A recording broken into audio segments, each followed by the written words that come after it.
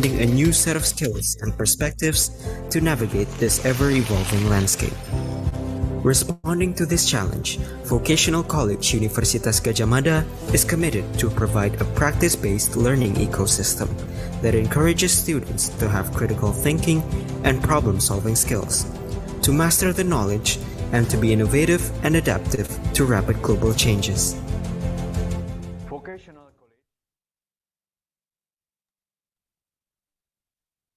Assalamualaikum warahmatullahi wabarakatuh. Shalom, Om Swastiastu, Namo Buddhaya, Salam Kebajikan. Good afternoon, everyone.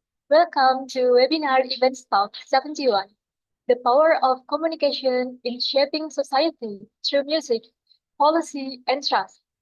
This event is a collaborative project between the Event Management and Extensive Reading courses at Universitas Gadjah Mada. My name is 𝗧𝗵𝗡𝗍𝗍 from Applied English, Universitas Gadjah Mada, and I will be your host for today's webinar.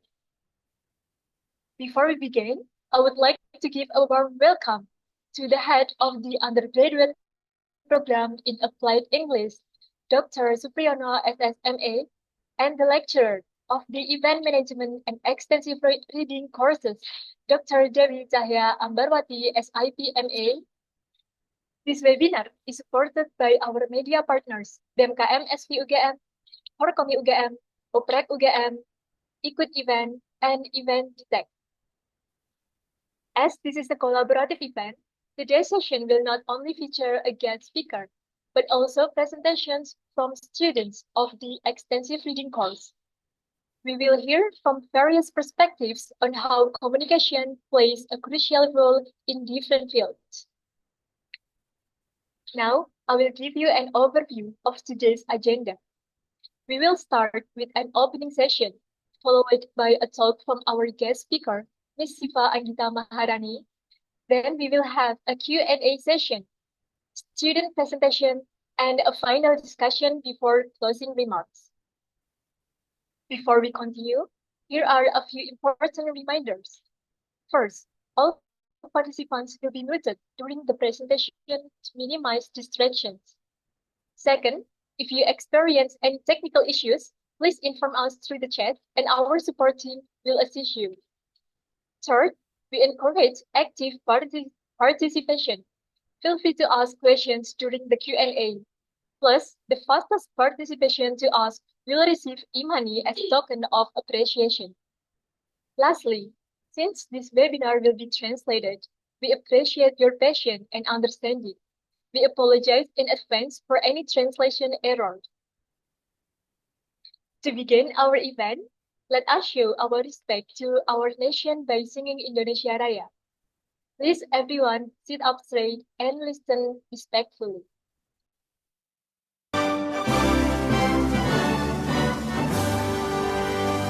Indonesia.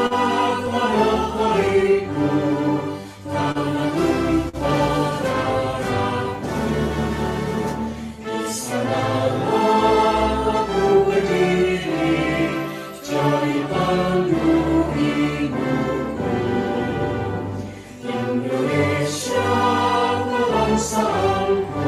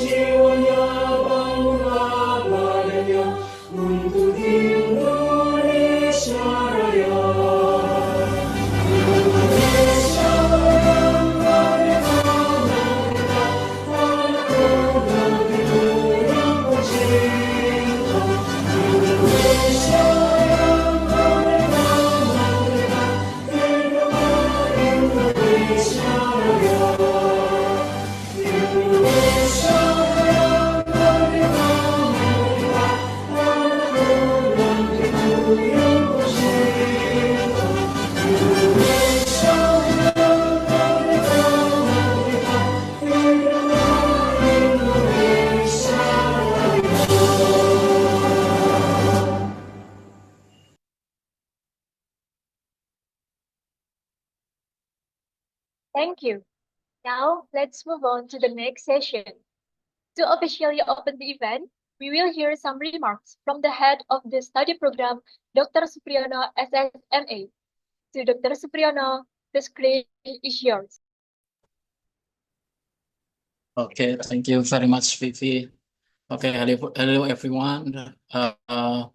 Assalamualaikum warahmatullahi wabarakatuh. Salam sejahtera untuk kita semuanya. Om Swastiastu, Namo Buddhaya. Okay, good afternoon, everyone. It is a great pleasure and honor for me to open this remarkable event.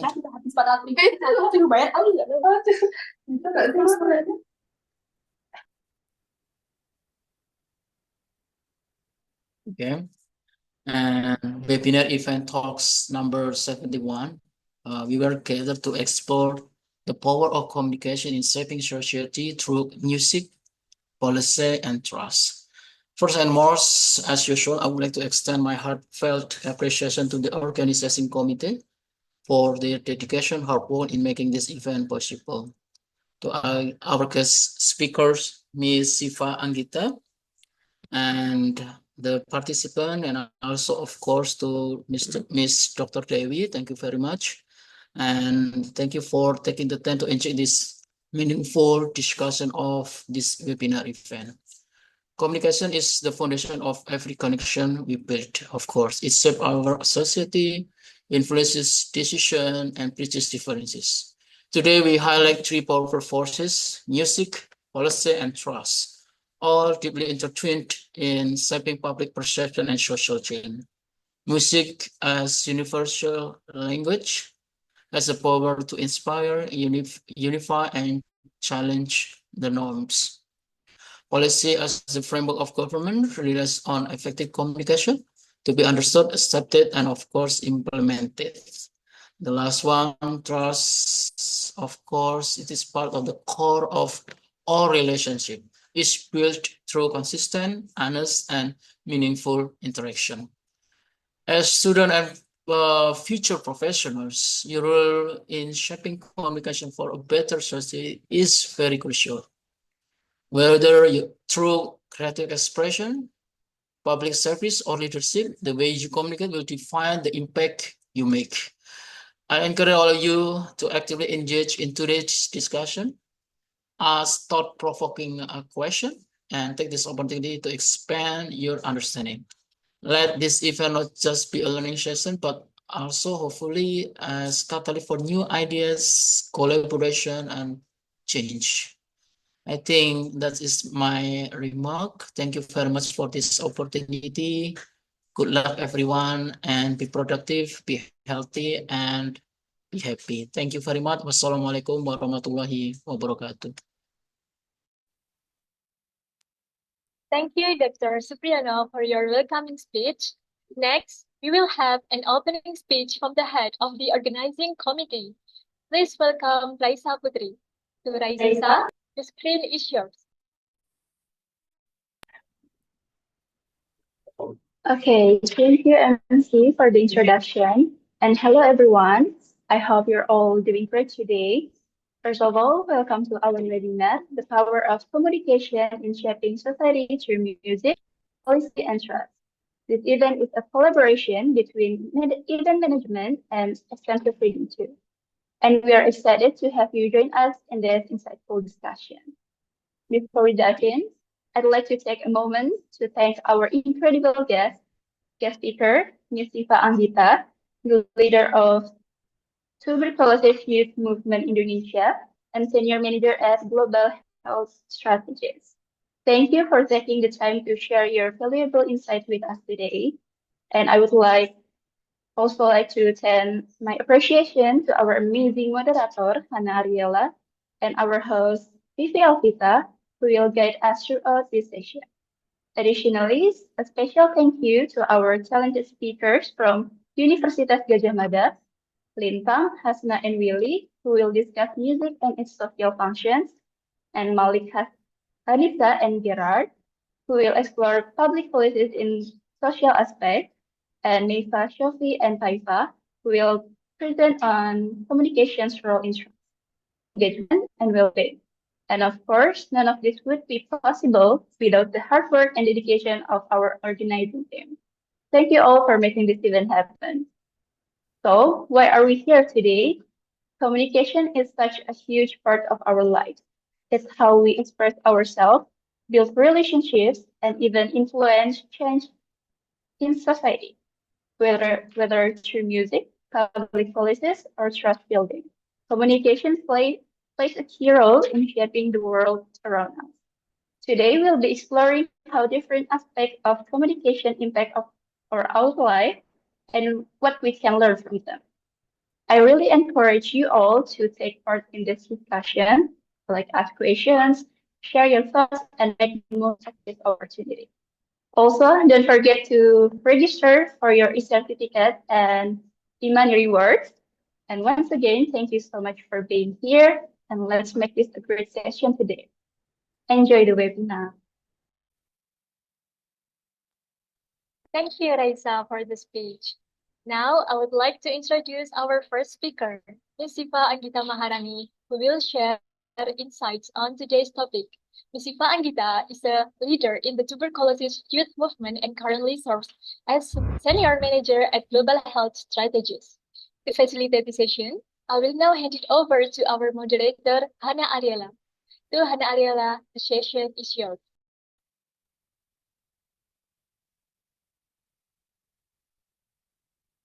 Thank you, MC. Good afternoon, everyone. It's so nice to be here with you today. I'm Hana Ariela as the moderator, and I will moderating today's session. To start our discussion about the power of communication in shaping society through music, policy, and trust, let's welcome our first speaker, Ms. Siva Anggita Maharani. She will be sharing valuable insight on how communication plays a crucial role in shaping society through various channels. Ms. Siva is a youth and public health activist in Indonesia, actively supporting the Ministry of Health in strategic decision-making, particularly in areas impacting youth and women. She also leads the TB youth movement in Indonesia, driving initiative for public health awareness and action. Currently, Ms. Siva serves as a senior program manager in the health sector, specializing in multi-stakeholder collaboration. With extensive experience working with organizations such as USAID, Access Global, Global Fund, 𝗪𝐶A, and UNDP, she has developed expertise in strategic program development, policy analysis, and partnership building. We're excited to hear from Ms. Siva today. Please welcome Ms. Siva Anggita Maharani. How are you, Ms. Siva? Hi, Kahana. Thank you so much for inviting me. I'm good. How are you?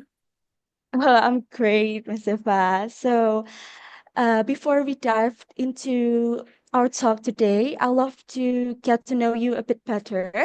So, can you share what inspired you to dive into the world of communication and public speaking? And was there any moment or experience that sparked you passion about it? Thank you, Hannah. Yeah, so the art of communication and public speaking is the reason why this has become my passion, because sometimes I can see a lot of great people, a lot of great skills, but they cannot sell what they are having. So I think by sharing this to you, I hope that all of the great skills that you guys have in here, you can highlight it and sell it to the world. I know that sometimes Japanese people think like the work hard will speak louder, but believe me, if you don't sell it what you have, no one will know what you are having right now, and you will never know what is the biggest opportunities there that may be open for you.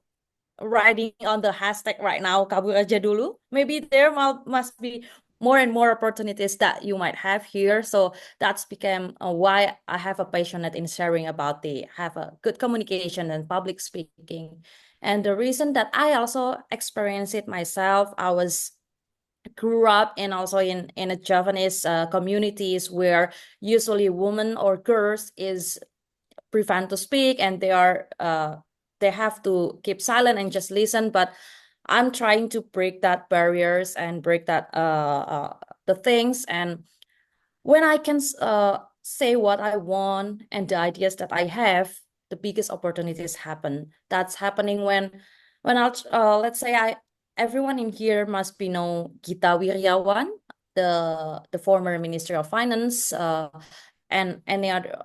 I've met him in in airport, but if I get shy and I don't want to talk with him, maybe there will be no opportunities to work with him. But eventually I open and initiate the conversations, and then I exchange the ideas, I exchange the informations and contacts, and then I got opportunities to work with him. So with the small steps that I have, whenever I brave enough to speak, to communicate, and to talk with people, that's always biggest opportunities happen. So that's the reason, which I really hope that can inspire as well for everyone in here. So that's maybe a bit of my background in here. And I also would like to keen to hear about what is usually kind of right now generations is what holding you to talk to people, what holding you to communicate to people, because I hear where I maybe just generalize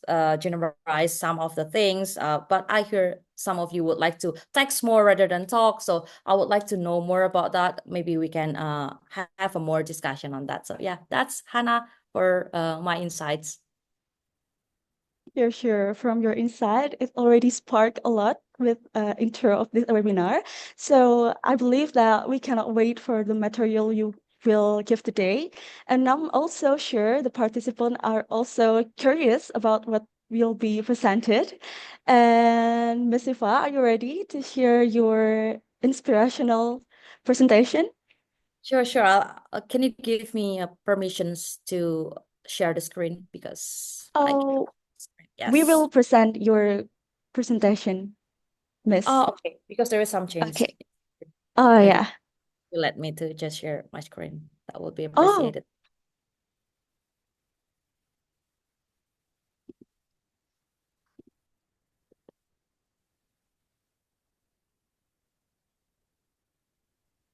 Or Kak Hannah, okay. I'm sharing to Yes. you my latest presentation if you want to share it. Pardon, Miss? I'll share you the latest versions of the presentation if you wish to share. Oh, sure.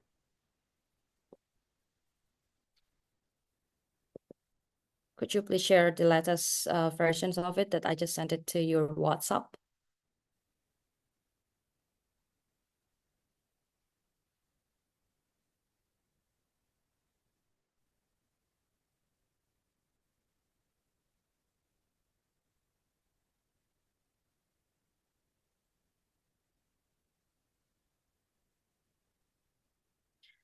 So while we are waiting, so today I'm going to sharing to you, maybe while Hannah is working with the technical things, I'm going to sharing to you about the how we can mastering the art of communications in here, like what I've told you, how you can inspire, not just informing on information. So how you can inspire. And then I would like to really curious about you. What is limiting yours ability to communicate? Let's say which one that you are fearing the most in here where if there is a slide, I would like to know, are you being afraid to talk in a person level, or you are the one who afraid to talk in a much more bigger group, let's say in front of stage, or you are afraid to even a slightly phone call, you find it uncomfortable.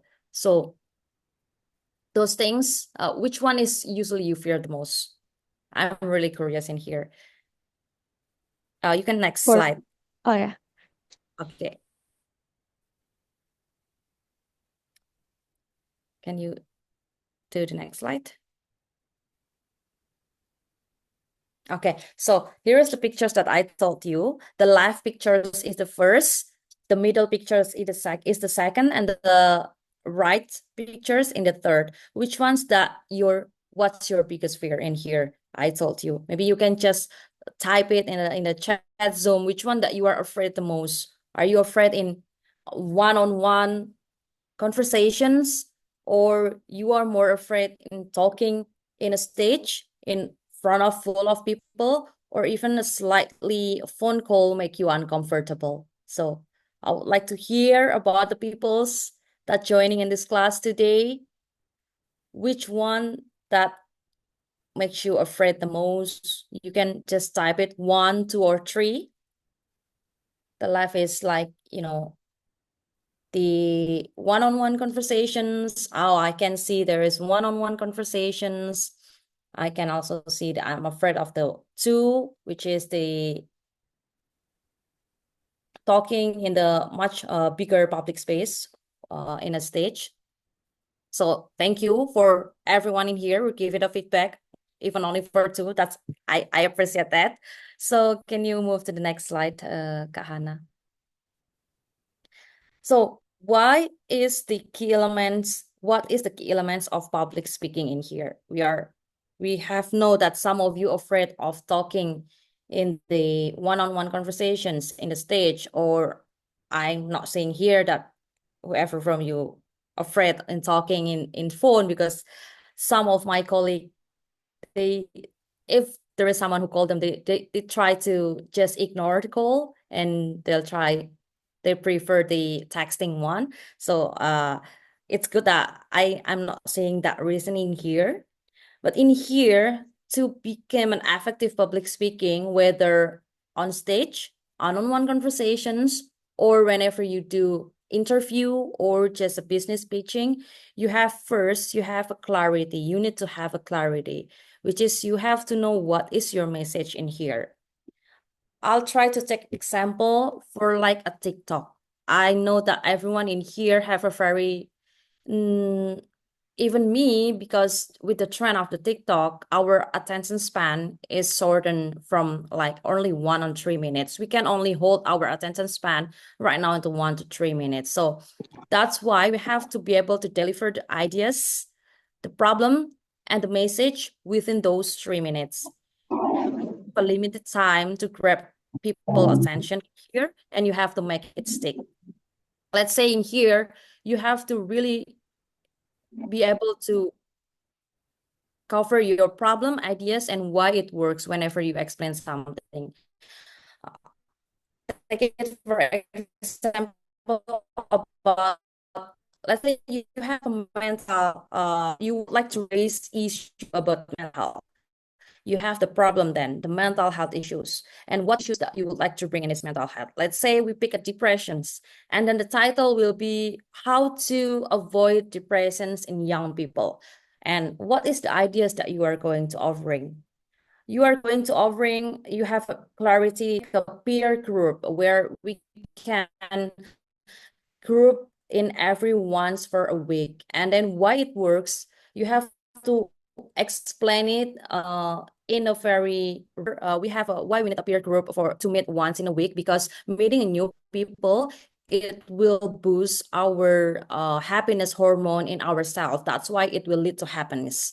So you have to make sure it will work whether you are speaking in a public, you are speaking one-on-one conversations, or even you are on interview. You have a 3 golden things. You have to explain what is your problems, the ideas, the solutions of the problems, and why you think the solutions it works for you. Yeah. So anyone in here, feel free if you want to sharing later on in the Q&A session when you say that you are thinking of what kind of problem and you would like to share about whether these ideas or the why it works is rational or not. I'm welcome to talk about it later on in Q&A.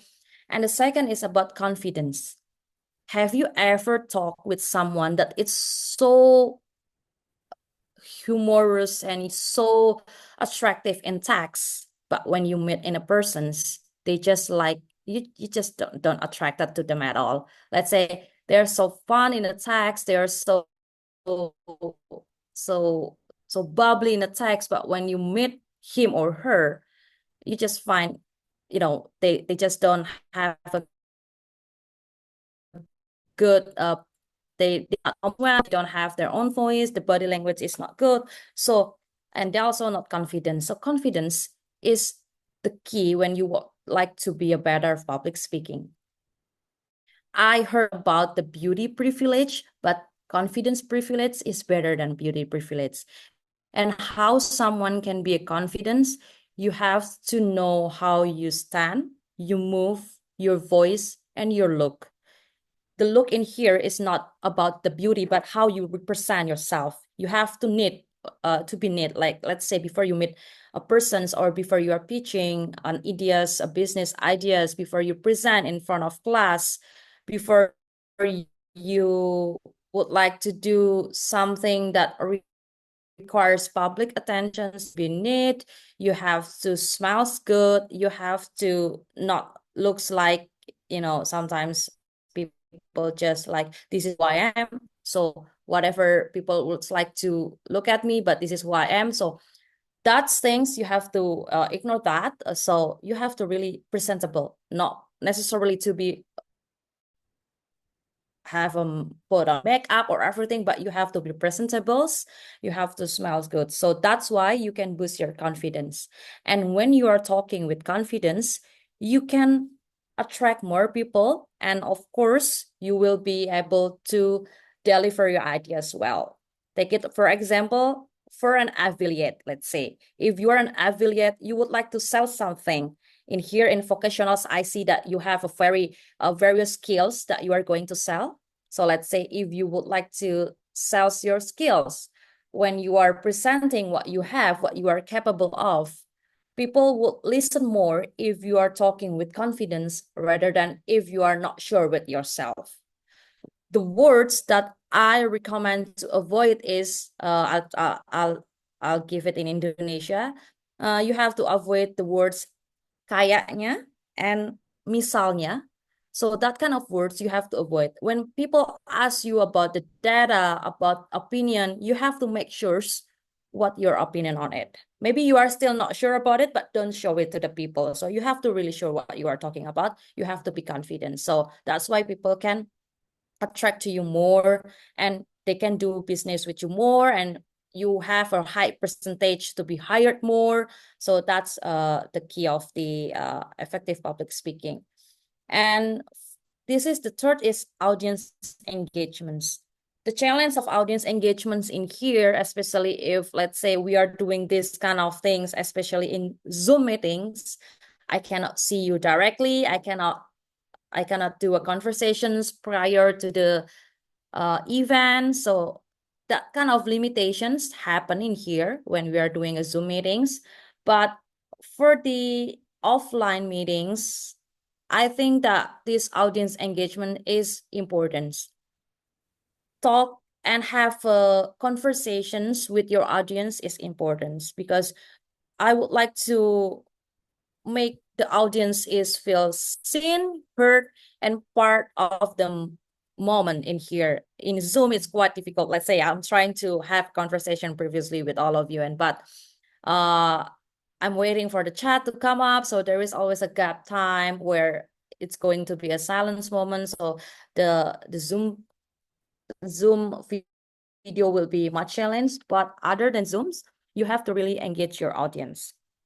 You can see about how people in influencer in TikTok, they can deliver their message and make it relatable. So the key of audience engagement is make it relatable in here.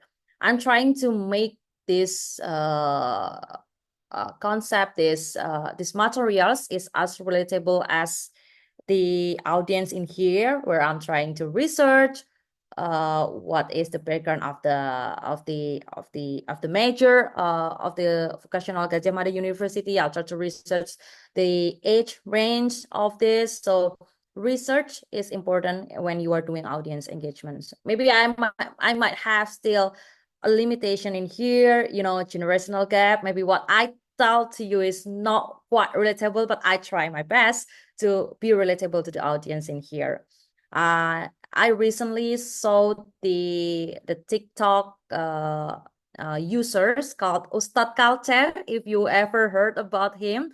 That's really a brilliant, what is it? It's a very brilliant content where he can make the current issues relatable to all of the generation, especially the generations, the Gen Zs and Gen Alpha, where they make it as relatable as it could, but it touched the problem of current issues. So that kind of audience engagement that I've been thinking in here, that you can also duplicate and make it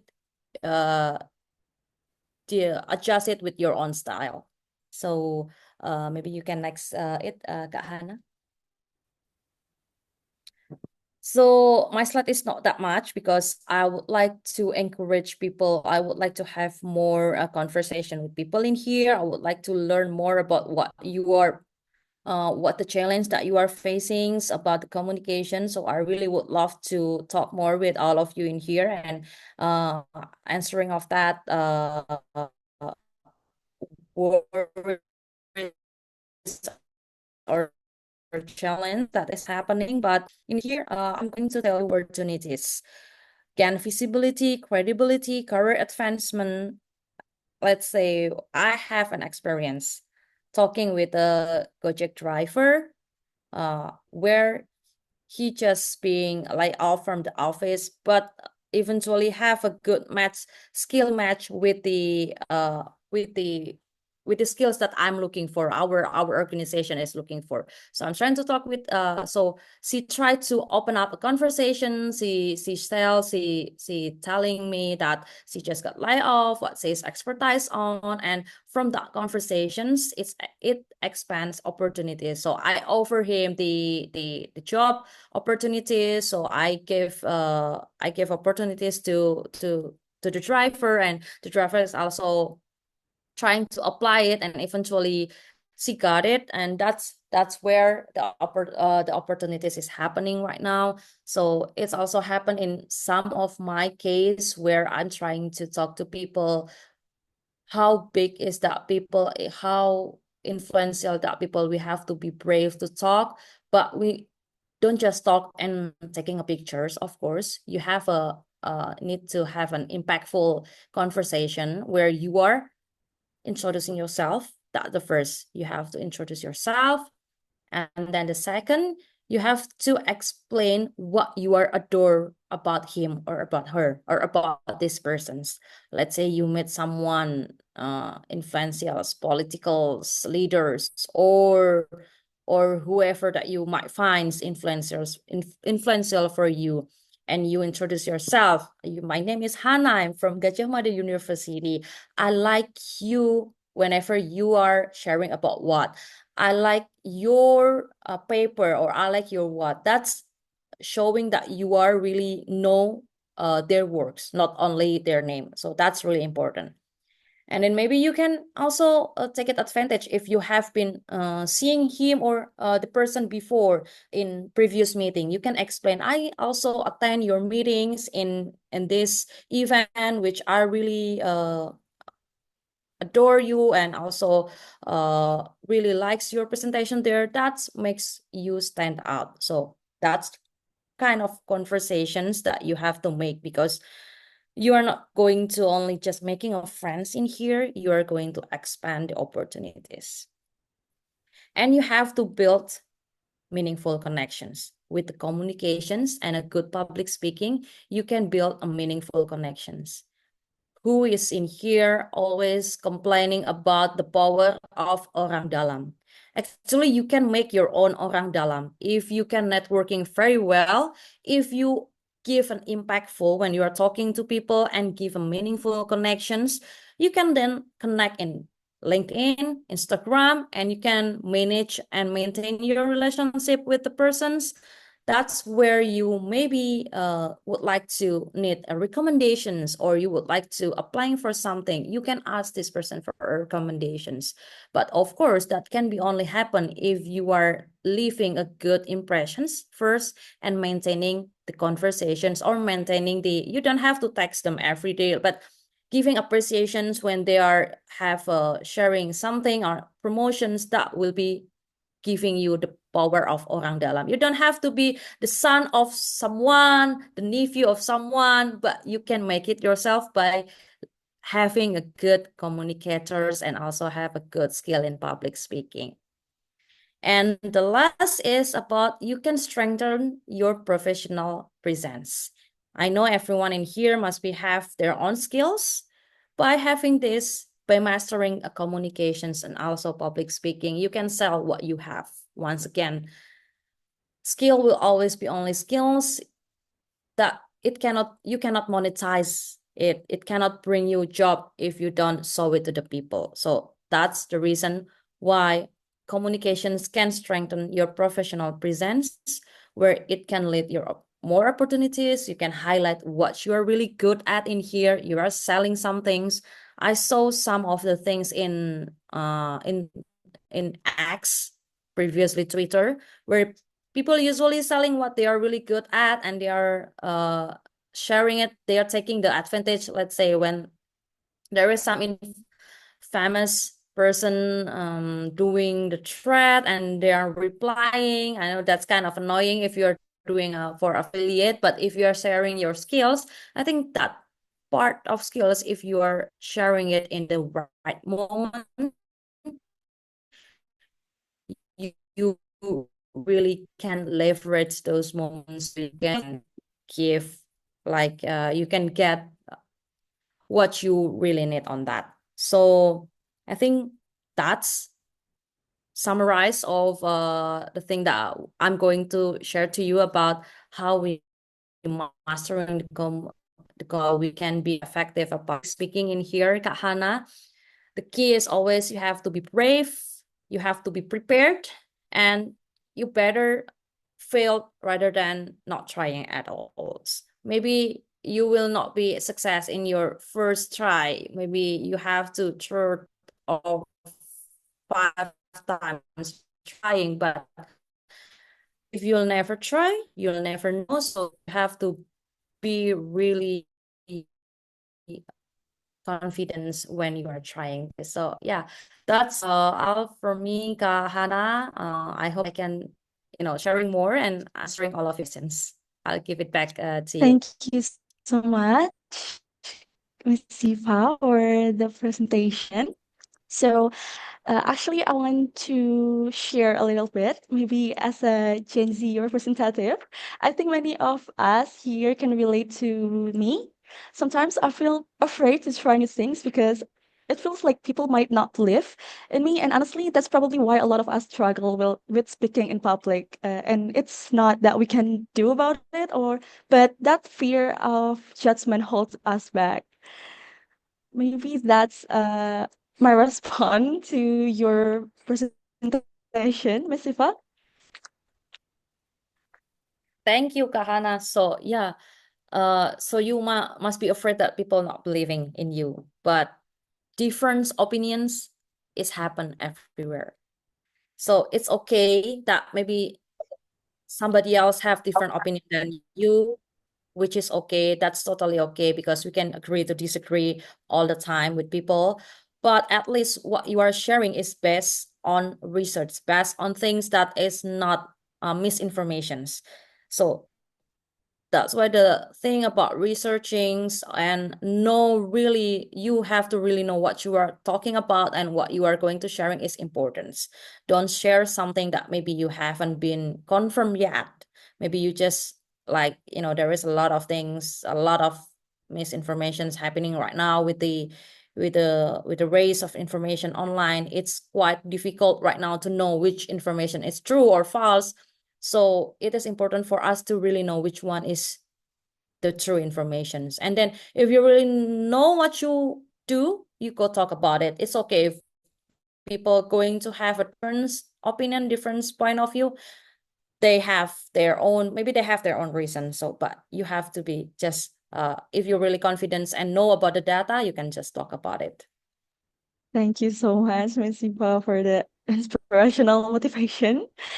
So you share some knowledge, Ms. Siva, such as the importance of clear messages like a TikTok, grab attention quickly and stay focused, and then engage your audience, like make them feel seen and involved, whether through humor, question, or stories.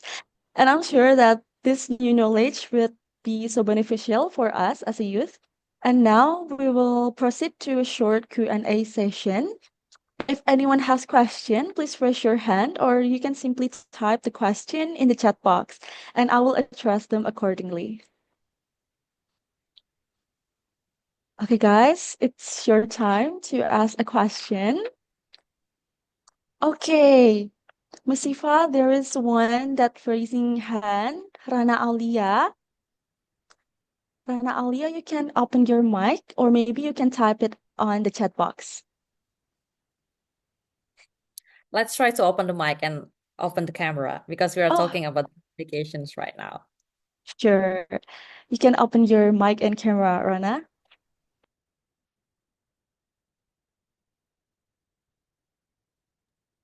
I'm sorry, I can't open my camera. Is that okay?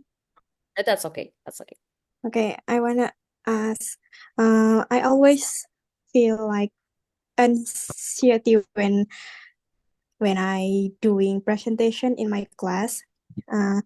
And how to deal with this problem? Okay, I think the question is quite similar with Ratna Christine A in here. I saw in the chat, there is how do you handle nervousness in social interactions, especially for introverts? Introverts, we also always blame introverts. I heard that a lot of time about the I'm just introvert, so I don't want to talk with the people. So yeah, that's actually I'm going to clarify about the extroverts and introverts in here. So the reason why people is being introvert is not because they don't want to talk with the people, but the way we charge our energy is by having our alone time. That's introverts. The extroverts is the way the way we charge our energies is by gathering with people. That's extroverts. But this is a professional's actions. This is a professional things where you would like to have to presenting in the front of class. You have to talk with the new people. You have to present the ideas to somebody else. So that's part of things shouldn't be related to extrovert and introverts. But I do understand about the anxious that you are experiencing, because at the first time when I was sharing things in front of people, sharing things at the stage, I have the stage fever, demam panggung, what we said about it. Yeah, sometimes we would like to go back and forth to the restroom. Sometimes we are feeling stomach ache. So yeah, there is a lot of things that's happening. So that's okay. That's also okay. You get over it by practicing it, not avoiding it. I'm still be afraid and sometimes still got that anxious feeling when I would like to share in a front of, like, say, in the more important people. I have to go on stage and there will be a ministers that listening to my speech. Of course, I'm going to be anxious. But the thing is, we have to practice. First, you have to practice first. If you really have that anxious, if you know that the audience overwhelm you, you have to practice it. So if you practice it, you are eventually will memorize it. And even though you are sometimes a little trembling at the front of the stage, you still can deliver the ideas. So if you are going to know that you will be anxious, you have to practice it. Even you can write it word by word and you are keep memorizing it. That's the first step of it. But the second of it, you have to practice it more and more. You have to take, maybe you try to talk and then you present, you record yourself how you are speaking. From that time, you keep practicing doing that, and you will know the loophole. You will know what is works for you. And then the one conversation, talking with strangers, taking that chance, that will be, you will get used to talk to with people, and then that will be reduce your level of anxiety or anxious. So I hope that will be answering both the questions, Rana and Ratna, in here. So you have to practice in here, practice it, and also you have to memorize it, and also you can record it, and also you can keep doing it and look what is best for you. So Thank you. Thank you so much, Miss Siva, for the answer. Is there any more question?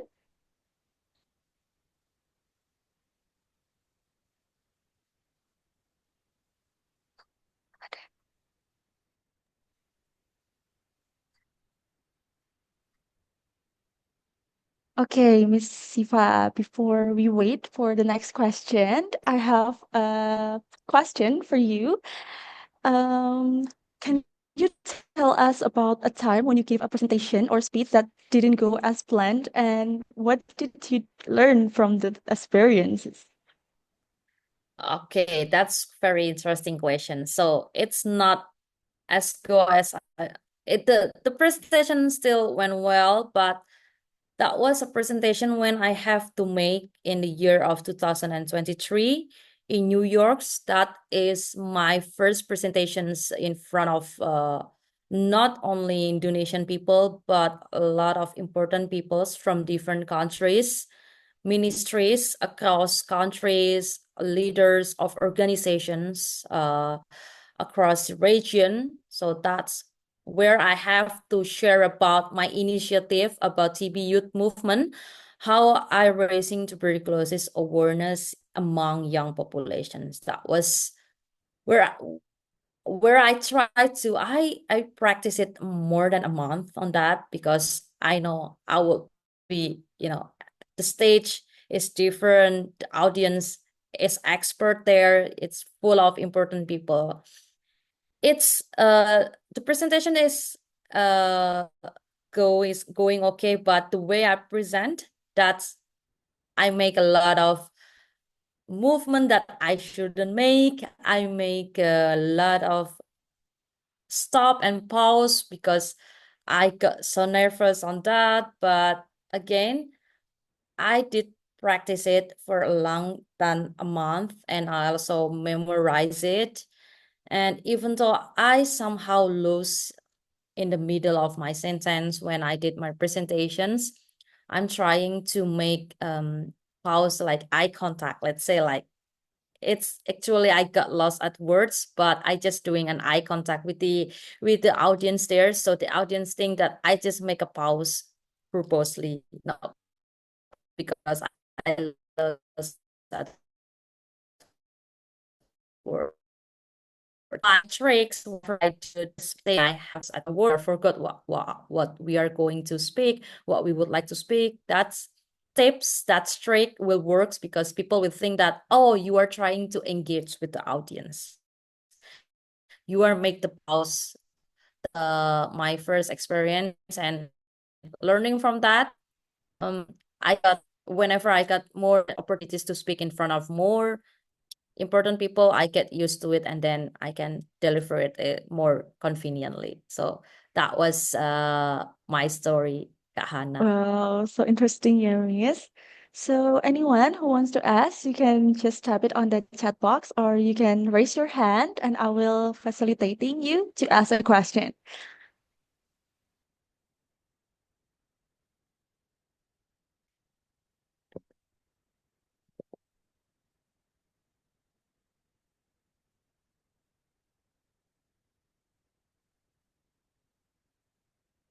Okay, Miss, there was another question for Iwan.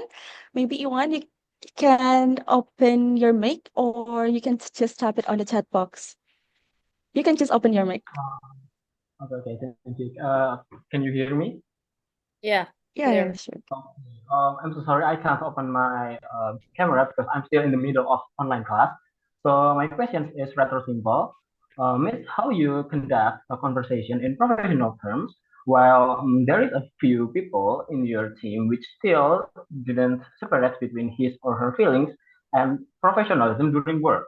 And I want to ask also how to avoid your feelings that's in during professional communication while you have to try to engage with them. Thank you. Okay, thank you, Iwan. Kak Hana, could you help me to restate about what is Iwan just saying, Kak Hana? Oh, okay. How you manage your feelings beside your professionally in communication or working with other peoples? Maybe that's the question. Is that correct? Oh yeah, Iwan already type it on the chat box, Miss. Yes, correct. Thank you. Oh, it must be happening when you don't see the ideas, you see who speak behind of it. Maybe that's part of it. What kind of feelings that you are referring here, Iwan? One. Now, thank you.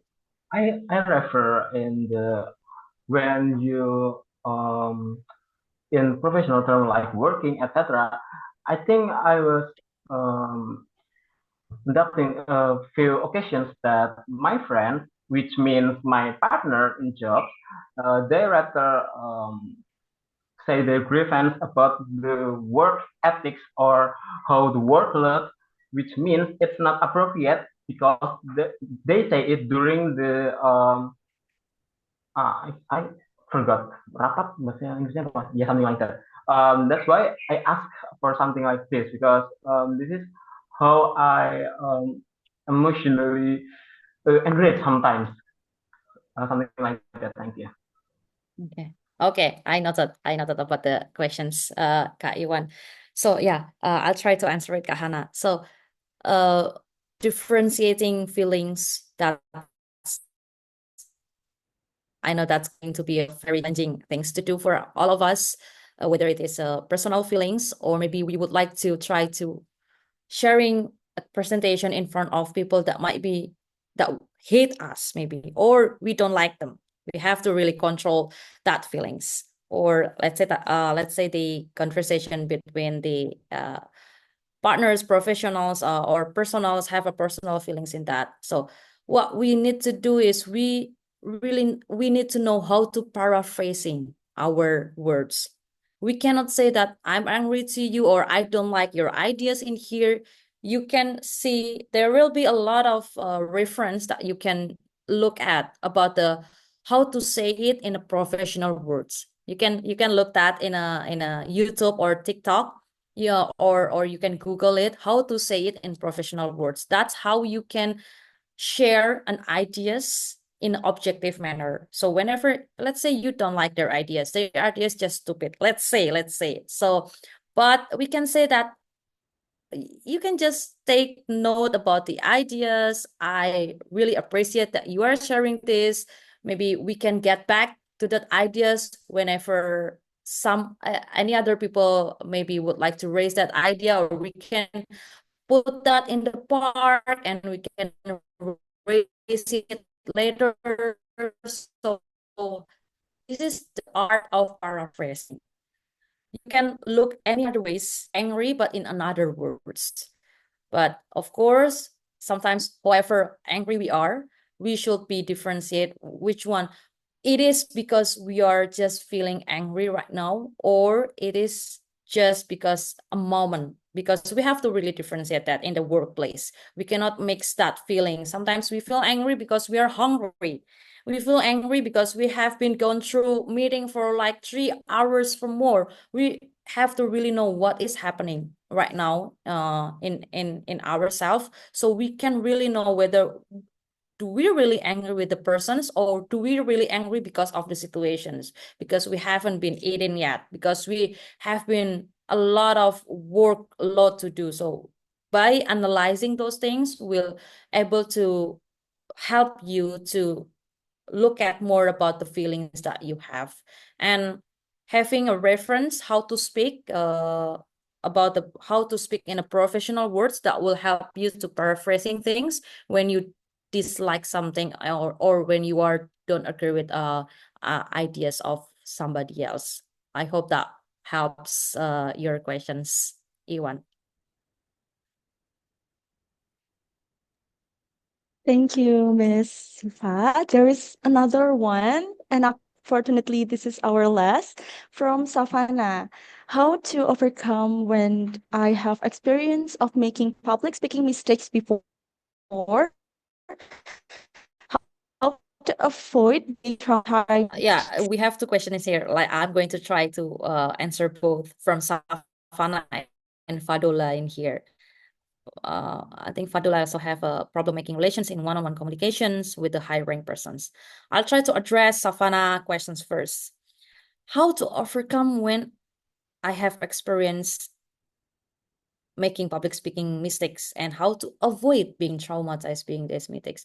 Why people so afraid of making a mistakes? Why? That's the reason that I'm going to ask to all of you. You are still young, make a mistakes as soon as earlier as you can be. Make a lot of mistakes as earlier as you can be. Right now you can make a lot of mistakes. No one will blame you.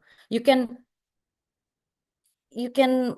being protected behind, I'm still young, I can make a lot of mistakes. So that's the reason when you make a mistake, don't feel afraid of it, Savannah. But you can learn on it. What you think that is a mistake, you can write it, and why you think that is a mistake. Don't be traumatized by mistake. Everyone making a mistakes all the time. No one haven't been right. Even by if you make more mistakes, you can learn more things and you can be better with a lot of things. Because the problem is people be afraid of making a mistakes, they prefer not do it at all because they don't want to have a mistakes. But having a mistakes is good as long as you learn from your mistakes. You don't repeat it again. You learn from some things.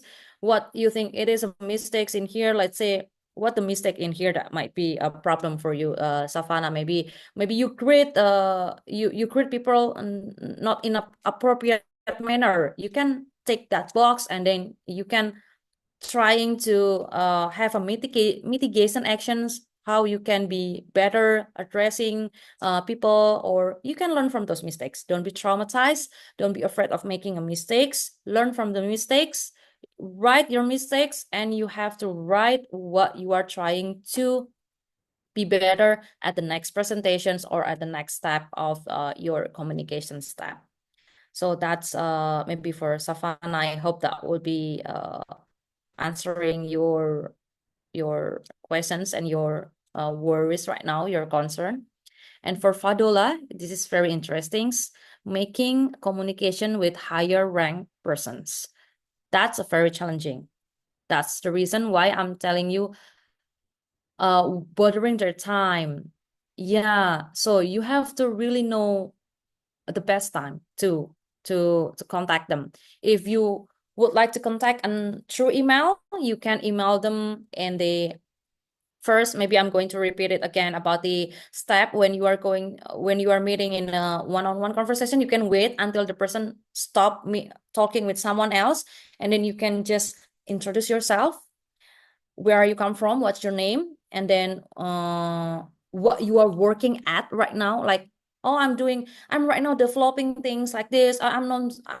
Currently I'm pursuing this kind of degree, or anything what you think stand out from yourself. And then you are appreciating this person's works, what you really love the most about the person's works, whether it is the paper, this is the speech, this is their positions, how they drive people. So you have to appreciate that. Usually they will be really, oh, it's really nice to talk with you and let's catch up more. That is the opportunities where you asking the contact. It's okay with the email address. It's good if you can have the WhatsApp. You can have a talking with the WhatsApp. You can talk with them you can text them during daytime, let's say in 2 p.m. after lunch, when usually people got in the race mode, have got a chance to look at their phone. You can text them, and then you can have a follow-up conversation. You can schedule a meetings or schedule maybe a coffee time with the person, but don't do it too often. You can just do it like one time. That's for exchanging the ideas, and then you can maintain it from that things. Maybe maybe the person may be Muslim, and you can say happy Eid to the person, or maybe the person is Christian. You can say sharing things that Merry Christmas or Happy New Year, that kind of things. The easiest way for you to maintain a relations with the higher ranked. Don't do it too often unless you have a job that related to him, but feel free to sharing or sending a message about Merry Christmas, Happy New Year, or Eid, and feel free to ask if you have questions. Maybe you would like to ask the person opinion about what you are been worrying it. You can ask that, but of course in the more professional matters rather than the personal matters. So that's how you can do it. Okay, thank But you. yeah. Yeah, thank you, Ms. Iva. So unfortunately, we're on the end of discussion now. That question is our last question. We're so happy having you here, Ms. Iva. Thank you so much for your presentation. Thank you for our speaker, Ms. Iva, and then thank you for participant for the engaging discussion. That very, very interesting today. Now I will pass the time for the MC. Thank you, Ms. Iva and Hannah, for the insightful discussion. Before we move on, let's take a moment for documentation. We kindly ask everyone to turn on your cameras and smile as we take a group photo. For the next slide. 3, 2, 1. And the next slide. 3, 2, 1. And the next slide. 3, 2, 1.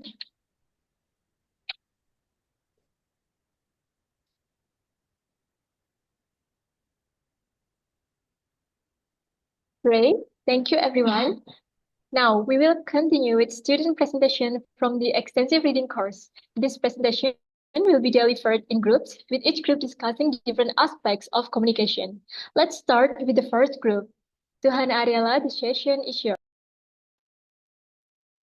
Thank you so much, MC. We've just heard an insightful session from Ms. Siva, giving us a deeper understanding of how communication shapes society. And following her inspiring session, we will continue with our student speaker session. We will have 3 groups of student speakers from Universitas Gadjah Mada who will deliver a variety of interesting topics. Without any further ado, let's welcome the first group consisting of 3 members, which are Meiva, Shofi, and 𝗧𝗵𝗿, talking about communication's role in trust, engagement, and well-being. Hello, first group, are you here? Yes, we are here. Hello. Hello, Meiva. Hello, Shofi, and hello, 𝗧𝗵𝗿. Are you ready to share your topic? Yep, we are ready. Okay, time is yours. Thank you, moderator, for the time. Hello, good afternoon, everyone. Thank you all for taking the time to join this webinar. Your presence and participation truly means a lot. And we appreciate you all for joining us today. So today we are going to talk about something that affects every workplace communication, whether it's between managers and employees or across teams. The way information flows in an organization can build trust and engagement, or create stress and disengagement. Next, please. But before we start, let me introduce our members. My name is Muhammad 𝗧𝗵𝗿. I will be focusing on the role of communication, workplace strategies, and sub-automobiles communication failures. Next, we have Shofi Najla, who will be focusing on comparison of sub-automobile and Garuda Indonesia, their crisis handling, and the role of social media and mental well-being. And last but not least is Meiva Azahra, who will focus on best practices for communication, key takeaways, and audience engagement. Next. Okay, strong communication helps employees feel valued and aligned with company goals. But when communication is poor, it leads to misinformation, disengagement, and lower productivity. Companies today use modern digital tools like social media and real-time messaging to improve communication, making collaboration easier. In this presentation, we'll explore how communication affects organization and look at real-world examples from sub-automobile and Garuda Indonesia to see how companies handle communication challenges. Next. So, what exactly is workplace communication? At its core, it's how information is shared between employees and leadership. Effective communication aligns goals, will build trust, and reduce stress, while poor communication leads to confusion and disengagement. For example, Employees feel more engaged and motivated when they understand the company goals. On the other hand, when leadership fails to provide clear expectations, it creates uncertainty and stress. Organizations that prioritize honest and transparent communication see higher levels of trust and job satisfaction. However, achieving effective communication is not always easy, and companies face different challenges in implementing it. Next. Companies use different strategies to communicate, but this can generally be divided into traditional and modern methods.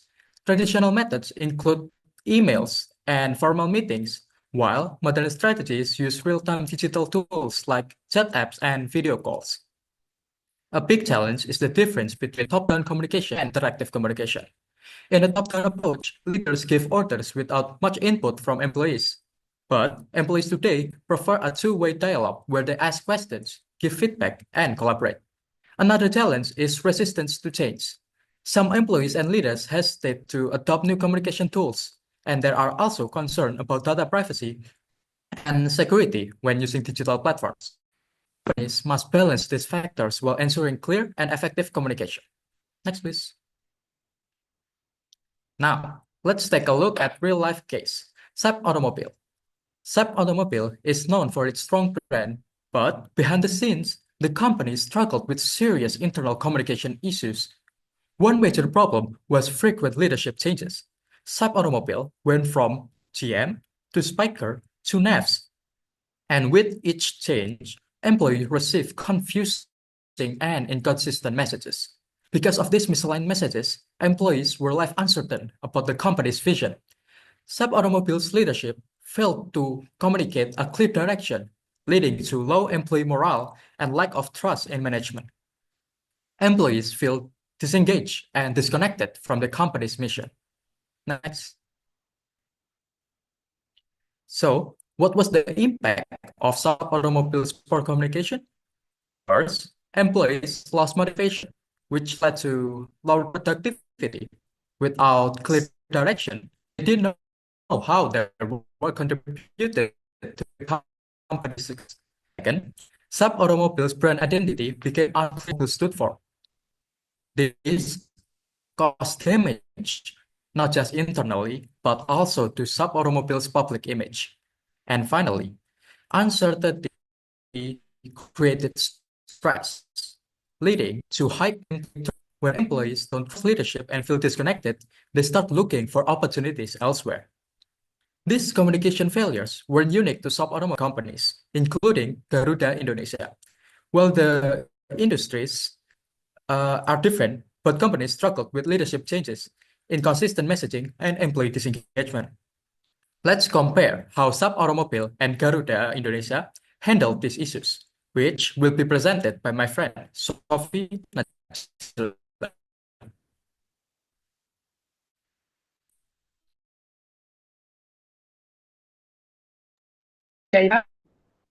Next. So I want to compare between 𝗏 and Garuda Indonesia. So in 2021, under 𝗬𝗏Putra's control, Garuda Indonesia had financial struggles caused by COVID-19, and they had $9.58 billion in debt. The airline owed money to the banks, phone holders, and aircraft lessors, so it is difficult to continue operations, so they are facing bankruptcy. To avoid bankruptcy, the airline restructuring plan was approved in June 2022. They were allowed to manage its debts. Other than financial problems, they are also facing internal issues which affected employees' mental health. The company has a lack of policy that makes the employees stressed. Between Garuda and 𝗏, it is obvious that they have similar problems such as leadership issues that lead to low productivity of the employees and brand reputation issues. Next one, please. So they have already solved the problem by making rules. So 𝗏 has improved standardized messaging to have a clear and consistent communication, strong branding strategy to attract customers, and leadership transparency, so the company's vision would be clear enough to the employees. While Garuda has a communication plan, leadership reform to solve their financial struggles, and employee engagement to improve management and team performance. So both of the company has the same goal to rebuild trust and developing their operational. These solutions can make a strong internal communication and improve their performances. Next one, please. So from what I have already explained, the impact of those problems can cause mental health issues to the employees. When employees feel uncertain about their company, it reduces motivation that leads to burnout. Basically, mental health and communication in a company are close enough to each other. For example, poor communication can cause employees to be stressed, feel incompetent, and hesitant to discuss their ideas. A toxic workplace could worsen employees' mental health. So, to prevent this, a company needs a well-planned leadership, creates open communication so everyone feels heard, and has a work-life balance. So that's all for the problems and solution in SAP and Garuda. Next, I'll pass to Meiva, who will explain about the role of social media in internal communication. Okay, thank you, Shofi. So I will discuss about the role of social media in internal communication. The first is increase employee engagement. Social media strengthens employee connection with the company's vision, mission, and values and encourage interaction between them. By freely sharing ideas and opinions, employees feel more valued and empowered in the work. Secondly, with effective collaboration. Social media accelerates the exchange of information and collaboration within an organization with open communication, can share ideas, discuss more effective increasing transparency and employee voice.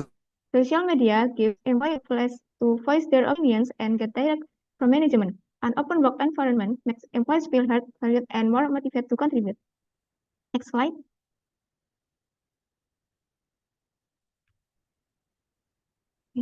Now let us move on to challenge in effective communication. The challenge is differences in technology access and concerns about privacy and security. The first, differences in technology access.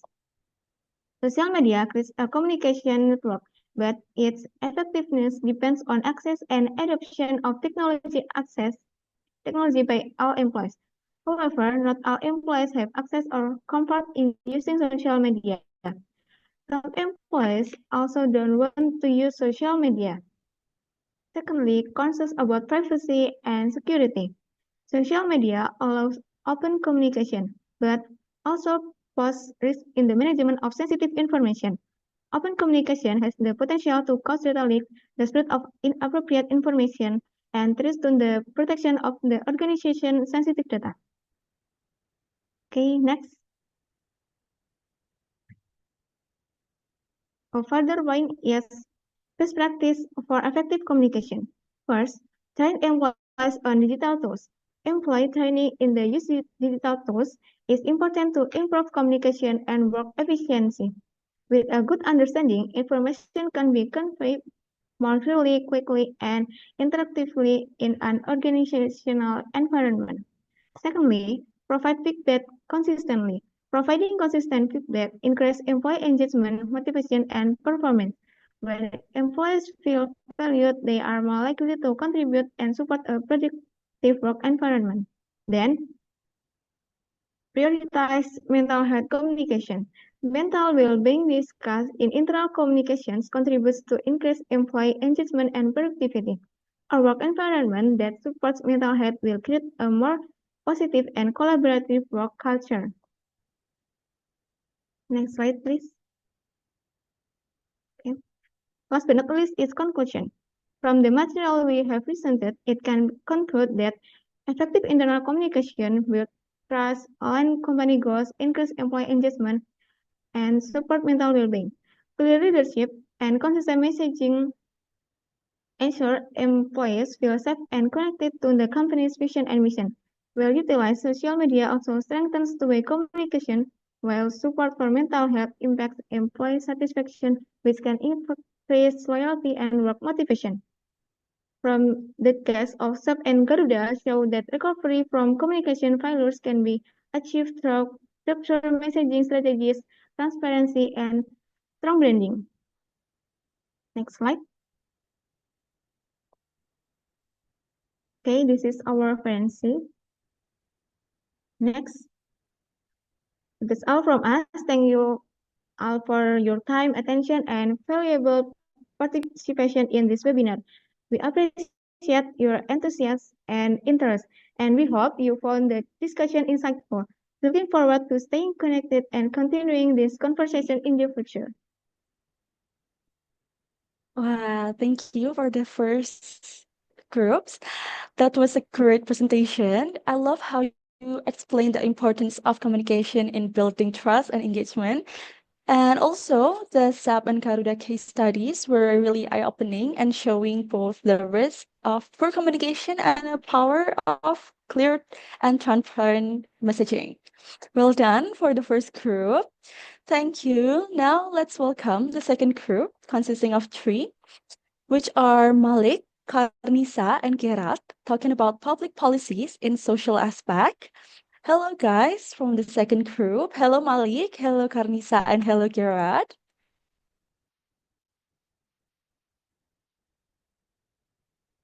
Okay, so could you hear my voice loud and clear? Yes. Okay. Right. Okay, time is yours. Thank you for the time before. And now, as you guys can see, our group discusses about the public policy in healthcare, social media, and journalism. Next. Before we start, I would like to introduce our members. Starting from me, my name is Malik. I'm with Gerard and Kharnissa, and we are from Group 5. All right. These are our 4 topics of what we'll be discussing today. Starting from number 1, we will be discussing about what is public policy in social aspect. Second one, the role of public health policy in a country. The third one, the role of cognitive elaboration in social media. And the last and the fourth, the power of communication in journalism. Next. So, public policy refers to the deliberate actions, the laws formulated and implemented by the government bodies to address public issues and achieve societal objective, guiding resources allocation, establishing regulation, and providing service. And next. So let us begin with health. Health is a state of complete mental, physical, and social well-being, not merely the absence of the disease. It is influenced by the biological, environmental, and social determinants that Armored in 2005. And why is it important? The indicators of a good level of health in a country can be seen from the fact that not many people suffer from illness, low mortality rates, low number of patients in hospital, and also supported by the healthy living patterns and environments. Next. With all being said, let's get to know about public health policy. Public health policy refers to the laws, regulation, and plans made by the governments and the authorities to address health issues and promote health outcomes for the public. Public health policy plays a role in multiple sectors, including insurance, education, and healthcare. And here I want to talk about healthcare. So what is healthcare? Healthcare refers to the efforts to maintain, restore, or promote someone's physical, mental, or social and emotional well-being, often provided by trained and licensed professionals. And there is saying that health play a crucial role in increasing a country's human resources, overcoming poverty, and building a country. Next. That is why the government and the authorities set policies about healthcare. Here I want to talk about 2 examples of public health policy, which is most noticeable in Indonesia, starting from the one, Posyandu and Puskesmas. So, Posyandu and Puskesmas are an institution that acts as a forum of society to improve basic social services, including health sectors. In Indonesia, Puskesmas has been increasing from time to time as variety of sites show. In the year 1993, there are about 6,000 Puskesmas all over in Indonesia. As for the year 2022, there are over 10,000 Puskesmas in Indonesia. The second one is national health insurances. Indonesia's national health program, also known as JKN or BPJS Kesehatan, aims to provide access to healthcare for all citizens. Next. Okay, thank you, Malik, for the explanation. Now, I will continue with the presentation on the role of cognitive elaboration in social media. Recently, there has been a surge of discussion on social media, especially regarding political issues. Many of us might feel overwhelmed or even information online. This raises information. How do we process? And one key concept to understand in this context is cognitive elaboration, which plays a crucial role to interpret and respond to political content online. So, understanding cognitive elaboration is basically the thinking about political information we see on social media. It influences how we perceive and process political messages. When people discuss political topics online, they don't just receive the information passively. Instead, they analyze it, compare it with their beliefs, and sometimes even change their opinions. For example, according to Fanus, 𝗬𝗏𝗧𝗏𝗏 and 𝗑𝐵 political persuasion happens when people take in media messages and engage in the discussion. So, the more we think critically about political content on social media for our views. Now that we understand what cognitive elaboration is, let's take a look at how social media plays on a role in this process. Social media plays a huge role in spreading political information and shaping public opinion. Next, please. We've seen how social media shapes public opinion, but how does this play out in real-world cases? Let's look at the Blue Garuda emergency alert as an example. So, one example of how social media drives cognitive elaboration is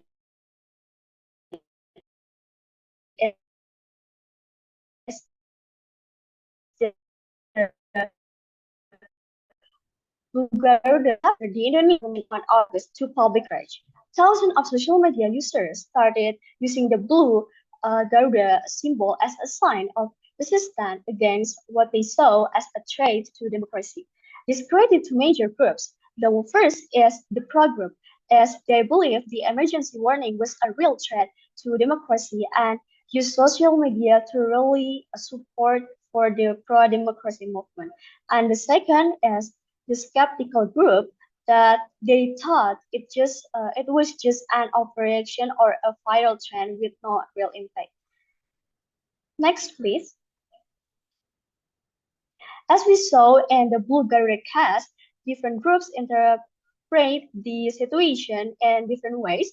This brings us to broader impact of cognitive elaboration in political discussion. So the impact of cognitive elaboration is the political discussion. They have a positive side is it helps people understand issues better by encouraging fact-based discussion. And the negative way of political discussion is if people only engage with one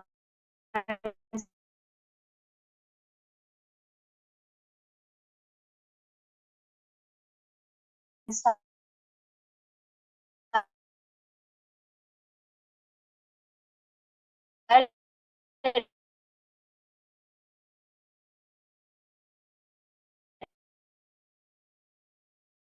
content. People opinion change and see content and beliefs, they get stuck in an echo chamber where they only hear one side of the argument and the political action. So the positive way is it can increase political participation, encouraging people to take action and support causes they believe in. And the negative way is it can also spread misinformation, trigger hoaxes, and deepen political polarization. So since cognitive elaboration has both positive and negative effects, the question is how can we make it more effective? Here are some key strategies to make cognitive elaboration more effective and avoid its negative effects. We can promote fact-based information and encourage critical thinking, use engaging formats, leverage influencers and media, and last one is enable public participation. So that's all from me about the role of cognitive elaboration in social media. And the next slides will be presented by Gerard about the power of communication in journalism. Okay, thank you, Malik and Kharnissa, for the insightful presentation. My name is Gerard. Now, let's take a look at the deeper, more relevant theme of today's presentation. Music is a form of journalism. Did you know that? That music is a form of journalism? Yeah. As it seems on the slides right here, while you're reading, I will explain the recent cases of Sukatani Band. I believe if you are on Instagram or Twitter these days, you will hearing a lot from them. But if you don't know, I will try my best to explain the brief explanation of what's happening really recently. So Sukatani Band is a indie punk rock band from Purbalingga, Central Java. Their songs mainly focused on criticizing the government. Now, with their song titled Bayar Bayar Bayar, it is specifically, directly criticizing the police department with their bribery, money politics, etc., etc. Now, what's funny things is the police department called out to the police station to ask for an apology and clarification video. And they're also asked to remove their songs in all platforms. But the thing again is to be the ambassador of police department, which was, of course, they kindly declined. Yeah, next slide, please. Yes, with the brief case being said, we know that musicians use their songs to share messages and express what people feel. But when their voices are blocked, it shows that the freedom of speech is in danger. Now, here's the thing. Why do you think the police department called Sukatani Band? Is it because it's not respecting any legal or ethical boundaries? I don't think so. And maybe it's because it's offensive to a certain oknum, maybe. Okay. But let's take a look why music is such a powerful weapon to communicate our ideas. In the slide, you can see there is 2 points, repetitive lyrics and catchy music. You know, where picture this, imagine this, you are having an exam tomorrow and you need to remember materials. So you're making it as a song. For like an ABCD, the alphabet song that goes like A, B, C, D, E, F, G, and so on and so on.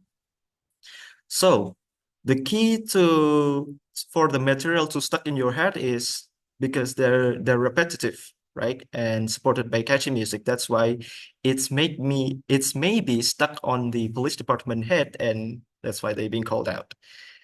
Yep, but the whole Sukatani cases thing is very familiar with Indonesia, right? Especially in Suharto era.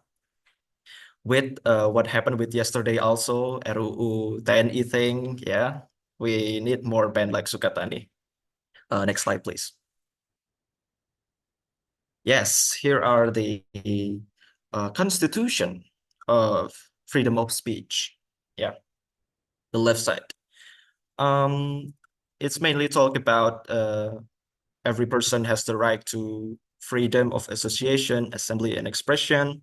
Now the middle one is expressing opinion in public, that our freedom to express opinions in public is a human right protected by the 1945 Constitution and Universal Declaration of Human Rights. So, and the right one, Pasal 5 RUU. So it's a draft law that is thankfully was cancelled because it is sparked controversy among musicians because it limits our creativity. Because yes, you could read there it's neglect all the potential offenses because yeah, I don't know, Indonesia is a funny country. So why do you think even we have all these rules, so the band like Sukatani like that? Well, it's a rhetorical. These days, some things are better left unsaid. A civilian, as a Gen Z specifically, we could do these steps. For example, we need to engage in civil discourse. We need to encourage more respectful discussions, both online and offline, to normalize open dialogue. Because I notice Gen Z is very bad at their temper. They need to exercise this civil discourse. Now, the second one, we need to exercise freedom of speech while still respecting legal boundaries. And the third one, we need to support independent media to challenge the mainstream media. Okay, I believe there is one slide left. Yeah, as you know, the mainstream media is sometimes owned by some leaders that have a certain propaganda and agenda that might lead to steering the public opinion about something. So we need to support independent media to challenge their bias. Okay. Okay.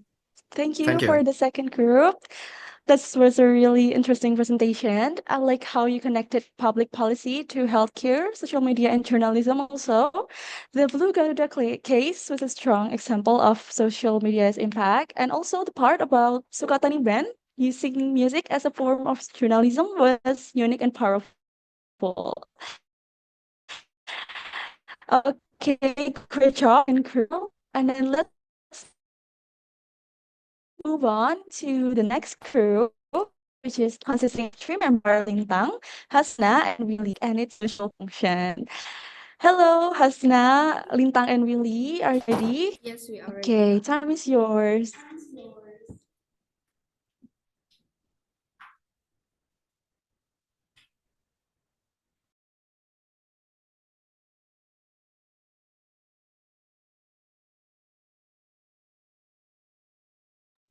Can you show us the presentation file?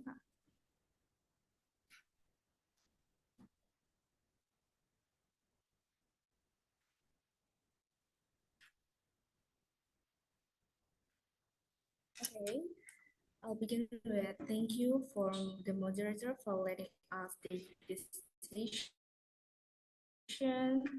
And also thank you, Mr. Supriyono, Ms. Dewi, and everyone for sparing your time to watch us here. And I'd like to appreciate our guest speaker, Ms. Sifa, and also previous UGM speakers for your great presentation. Today, we, Group 4, would like to explain our results of extensive reading to journal reports about music and its social functions. But let us introduce ourselves first. Can we move to the next slide, please? Okay, thank you. So Group 4 has Lintang, Willy, and Hasna, or myself, as the members. Now let's jump into the materials. Okay, thank you. Nowadays, we know that children, youth, and elderly people have been listening to music, or in other words, that everyone is listening to music. Now let's get to know what music is. According to Merriam-Webster Dictionary, music is vocal, instrumental, or mechanical sounds having rhythm, melody, or harmony. Another source from Cambridge Dictionary defines music as a pattern of sounds made by musical instruments, voices, or computers, or a combination of these intended to give pleasure to people listening to it. However, music doesn't only have an entertainment function by giving pleasure to people who are listening to it, but also has a social function, which is the topic that we will be discussing today. To the next slide, please. Okay, thank you. So let's begin the presentation with one question that we would like to answer by doing this presentation. Since we know that music is not just an entertainment, we are curious about how music functions socially in everyday life. I have mentioned that children, youth, and elderly people are listening to music. So we will divide the explanations about social functions of music into three different stages of life. Those are children, youth, and elderly. To the next slide, please. Okay, thank you. I'll be the one who talks about the social functions of music for children. Okay, we know that language is the key to communicate to others. So Deborah Jane Harris has done some interviews and observations for a group music children to enjoy the group activity itself. It shows that the activity, the listening and the singing together activity, develop children's language skill by helping children to know more vocabularies. And as one child gain more vocabularies, they will start to talk more than before. So we can say that music has developed their communication skill. But how about for those children who cannot yet speak? Is there any social function of music that benefits them? The answer is, of course. For those children who cannot yet speak, music helps them to communicate to others by using nonverbal communication. For example, they will smile when someone talks to them. Next slide, please. Okay, thank you. I'll try to give one example of the use of music for children in Indonesia. A private kindergarten in Medan called TK Ananda has been using music in their learning activities. So their learning activities include clapping to a rhythm, singing song together, and listening to music together. And even with the limitations that the school doesn't have proper tools for using music in their learning activities, the teachers of this school say that this kind of activity helps children to develop their art and language skills. So we can say that music is one of many tools for children to take their first step in communicating to others, which is vocabularies or their language skill. Okay, that's all about how music functions socially for children. And now my friend Willy will take over the mic to explain about the next stage of life, which is youth. Willy, time is yours. Thank you. All right. Okay. Thank you, Hasna, for your presentation. Continuing our discussion on the role of music in young people's lives, I would like to talk about how music is not just a form of entertainment or the sense of art, but also a powerful way for self-expression and social communication in today's digital era. Nowadays, streaming platforms and social media have made it easier for us to share music that we want to share. Or maybe have you ever received a song from someone like friend, maybe your girlfriend or boyfriend instead of text message? Or maybe you have sent a song to someone because it perfectly describes how you felt at that moment. Yeah, that's exactly how music serves as a replacement words that we can say it, because sometimes we cannot say it directly. For example, like the words that we use is cringe, and then we using music because music is maybe still have their another understanding. Yeah, it conveys our emotion, our strangeness connection, and even builds our identities. Okay, music is deeply personal, but at the same time, it is also social. Why? Why music is social things? Because when we share music through online platforms, like we share music to our Instagram stories or maybe TikTok, we are actually sharing a part of ourselves. Yeah, music has always been a powerful form of self-expression. However, with the rise of streaming platforms and social media, like the application of Spotify, YouTube Music, Apple Music, Shazam, or anything, it has become even easier for us young people, especially, to share our music. Many of us use music as a replacement for text message, like what I said before. using lyrics of the music or the songs that we want to express our emotion, our thoughts, our feelings that words sometimes fail to capture. Okay, by sharing music via online platforms like from Spotify, like from Instagram, YouTube, or anything, we communicate more than just our feelings.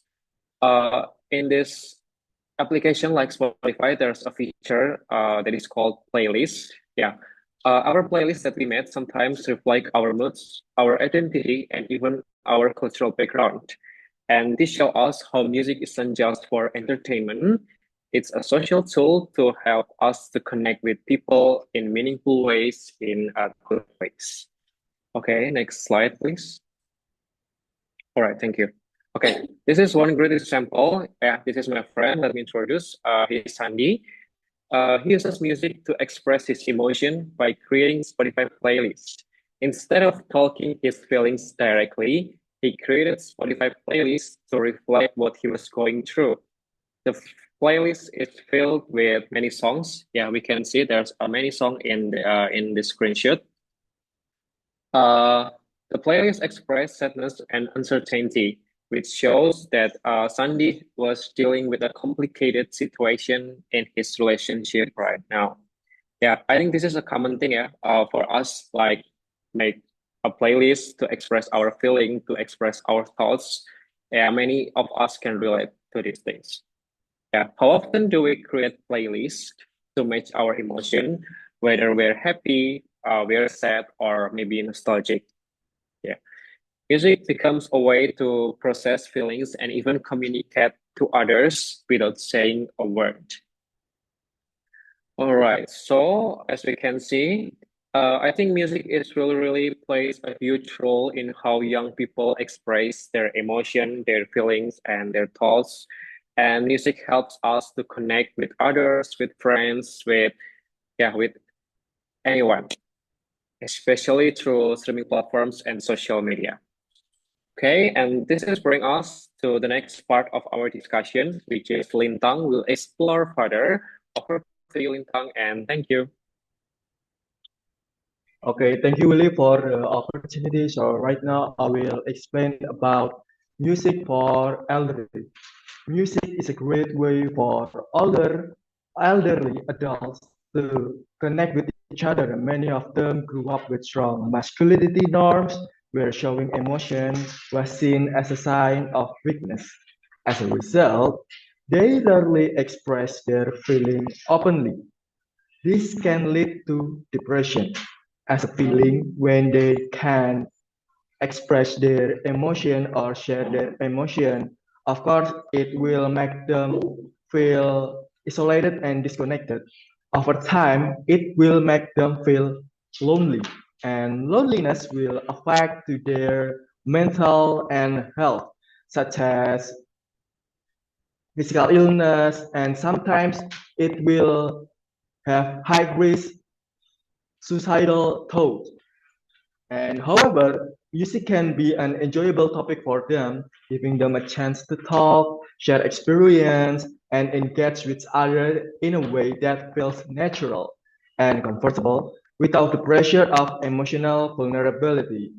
They really happy, enjoy, and engage when they're talking about music, because when they're talking about music, they will bring back their memories and give something meaningful to share based on their experience. And they're really happy and enjoy, especially when they're talking about their favorite artists, deep meaning of some lyric for a song from a song, and explore or try new genre and instrument. And this conversation really spark a joy and help them to connect more with people around them. Next, please. Thank you. For the example is gamelan group. A gamelan group made up of elderly people provide a space for them to gather and enjoy themselves. Through playing gamelan and talking about music, they can share a moment of joy and connection. As they play, they also get to share share stories, and joke around about topics they feel comfortable discussing. This is the real example in Indonesia, especially in my hometown, Pati. When I was child, I often saw elderly playing gamelan together, especially when there is a community gathering or traditional event. They put themselves, they immerse themselves to the rhythm and melody. And the sounds of gamelan was familiar presence in my daily life. I can hear it from my house because it wasn't far from where they play. And sometimes I would like to stop and listen and feel their warmth of their louder and their conversation where they really happy and enjoy when talk about music or gamelan. Okay, next. Thank you. To conclude our discussion about social function of music, I would say by helping children to do early communication and connecting youth and elderly people to each other. It shows that music has successfully strengthened their sense that they are not alone in this world. In other words, music promotes the quality of someone's life. Music is more than just entertainment. Music can be as a tool for communication, express their feeling, and it can be social bonding to connect people from other generation in everyday life. Next. Thank you. This is our reference. Next. Okay. With that, we conclude our presentation on social function of music. We hope it has given you deeper understanding about how music can connect people across different stages of life. Thank you for your time and attention. We would like to return this session to our moderator. Thank you so much. Wow, thank you for the last crew for your great presentation.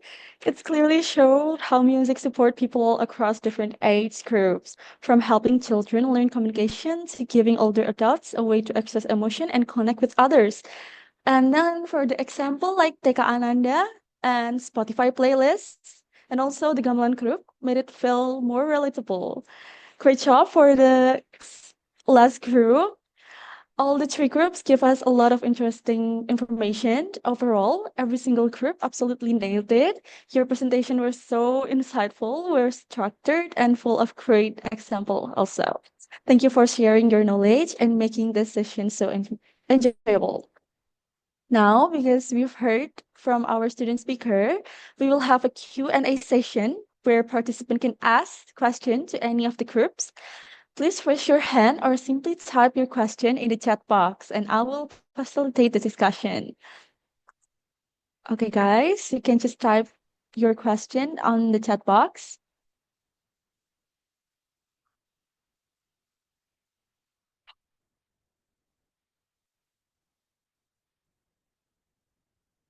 Okay. Okay, there's one question from Iza Fitria. Iza, you can open your mic. All right, so I have one question, but I don't really think that it will set the topic. Because we are talking about communication here, I wanted to ask, what if you're in communication major, but slowly in the half of your process, you suddenly realize that you don't really into communication, you don't really want to communicate in real life. Do you have any, because y'all are freshmen and I wanted to see your perspective on it. Oh, do you guys have any tips for that? Yeah, I think that's it. All right. Thank you, Isa. So I will pass the question to maybe all of the groups, starting from the group 1. You can answer the question and respond to the question.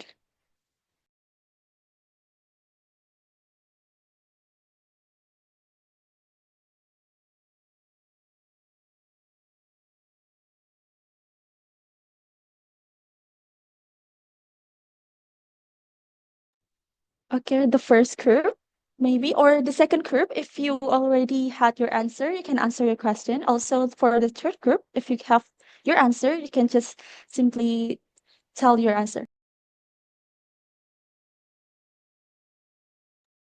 Okay, I guess I have an answer for that. Sure, Gerard?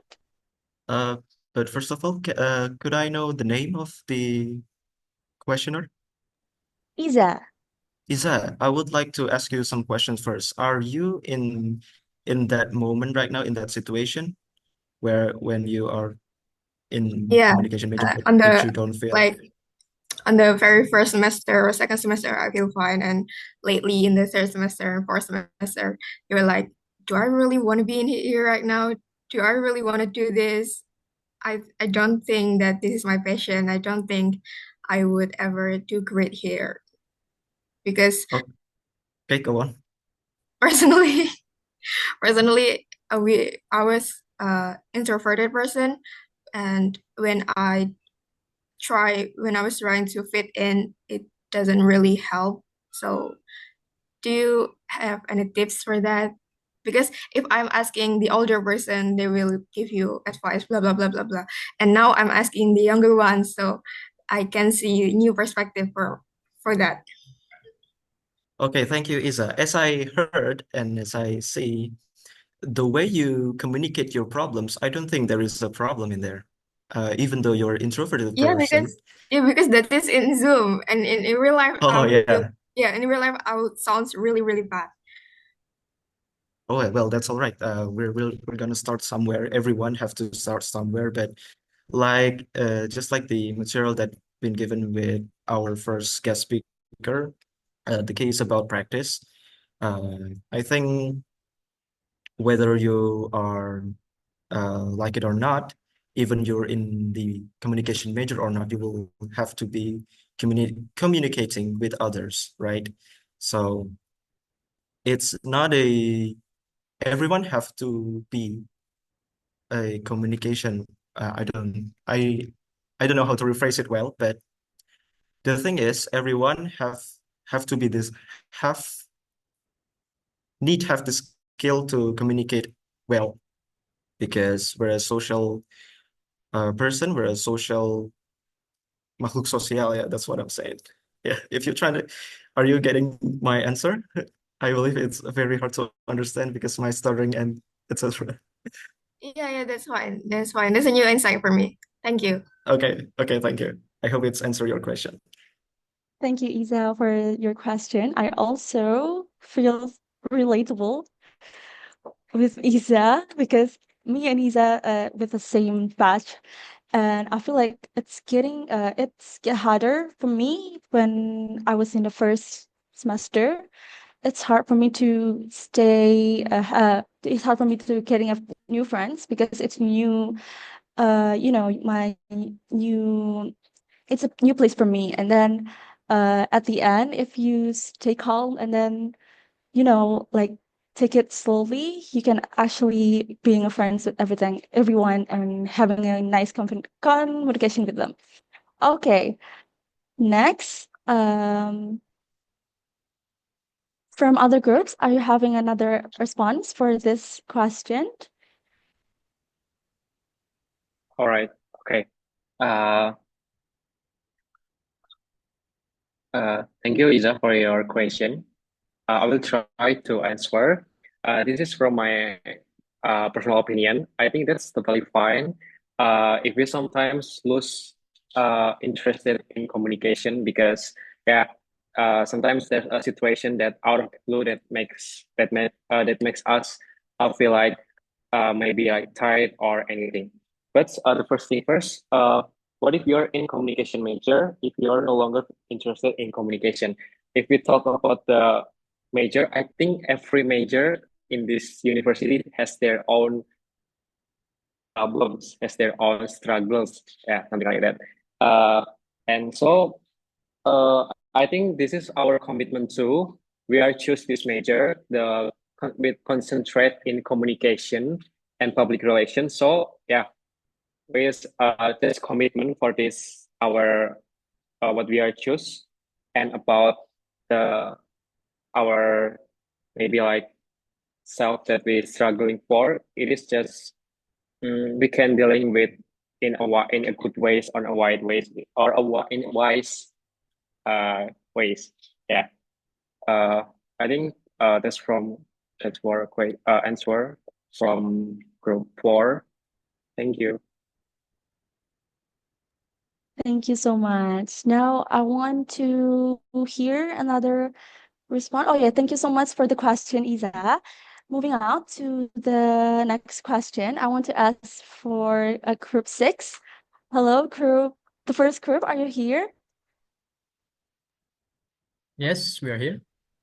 Okay, so I want to ask about social media, actually, about your presentation before. So, from your perspective, what are the main challenges in adopting social media as an internal communication and communication tool?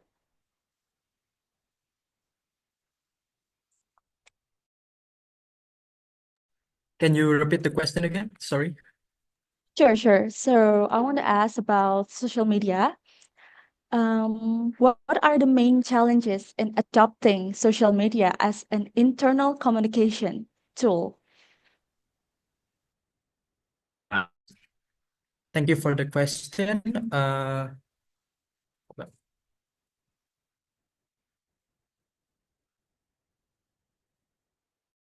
For the social media question, I think it's better to leave it with my friend that focuses on the social media.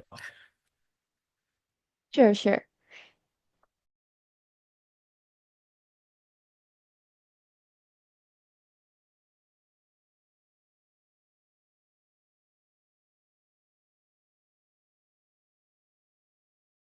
Okay, I'm Meiva from Group 6.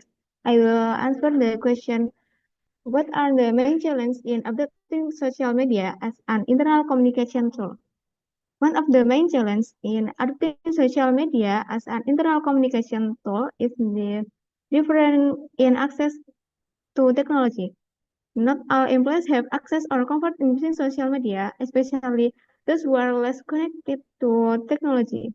In addition, some employees are reluctant to participate because they are afraid of making mistakes or feel uncomfortable in open discussion. This can hinder the effectiveness of internal communication and employee engagement in the organization.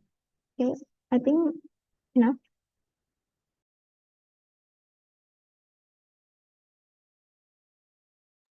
Okay, thank you so much for the 3 groups that already given the answer.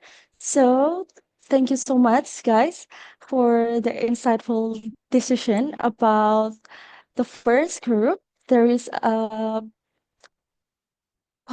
communication roles in trust, engagement, and well-being. And then the second group, there is public policies and social aspect. And then the third group, there is talking about music and its social function. Thank you so much for the inspiring presentation, guys. That's unfortunately, this is our last session. So thank you for your insightful discussion. Now back to the MC. Thank you, Hana, and a big thank you to the Universitas Gadjah Mada student speakers for an amazing discussion. Before we close the session, let's take another documentation photo. Please turn on your cameras once again.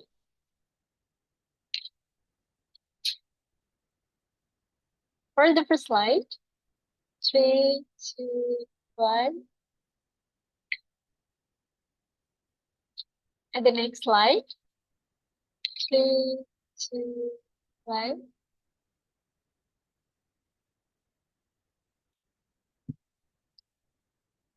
And the last slide, 3, 2, 1. All right, thank you. As we wrap up, please don't forget to fill out the attendance form to receive your certificate. The link will be shared in the chat box.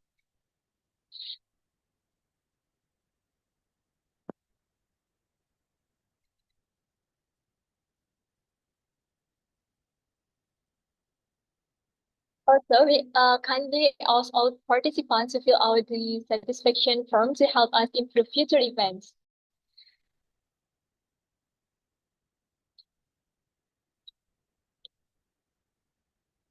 All right. That concludes our webinar today. On behalf of the organizing team, I would like to express our gratitude to our speakers, lecturers, and participants for making this event a success. Thank you for your attention and participation. We hope you found today's discussion valuable. Assalamualaikum warahmatullahi wabarakatuh.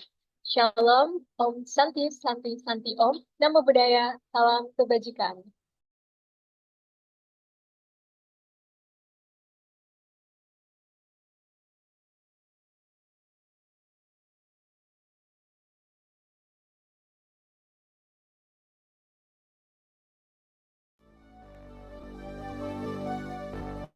Fill me out with your smile, like the sunshine brings the light. Fill me out with a flame, I will let you